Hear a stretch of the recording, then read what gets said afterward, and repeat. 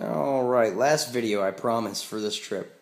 As you can see by the nice comfy chair and the counter and the fact that I have no facial hair anymore, I made it home.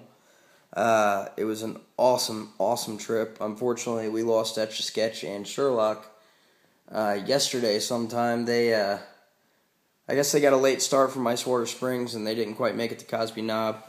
Probably stopped at Tri-Corner Knob Shelter for the night. Which really sucks because there were some really awesome guys. And there were a ton of just absolutely awesome people I met. I had an amazing time at Trail Days. Let me just rattle off some names here, some people. First off, the guys that were with me: Grey Wolf, Etch-a-Sketch, Sherlock, and Moneybags. They're all currently through hiking the trail. They're really cool people. I'm really glad it was them that I picked up at Newfound Gap and not another group. All the guys up in Damascus, everybody from Riff Raff, but Superman, Hobo, Hippie, God, there's so many names I can't even remember.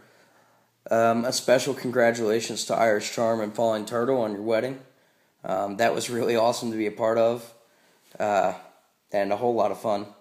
Rocket Man, Curtis, and Maria from Standing Bear Hostel. You guys were awesome. It was really cool to meet the two of you at Trail Days and then hang out there a little while today and kind of rest before my ride showed up. Miss Janet, you're amazing. I can't wait to run into you in Irwin when I get up that way. So many other people. Ringleader and Monkey. I've known who you were before I got to Trail Days. I've seen all the trailers and everything. It was awesome to see your movie. And I really hope it does well. Kate, I actually emailed you on Facebook. If you ever watch this video, please reply to it because it has some questions in it. Then the hike. The hike was... Wow, the hike. Let's see. Ice Water Springs Shelter that we stayed at the first night had the best view of any shelter I've ever seen. And I've got some great pictures of that. They're on my Facebook page, or will be here shortly. Night 2, we stayed at Cosby Knob. It was a 20-mile day.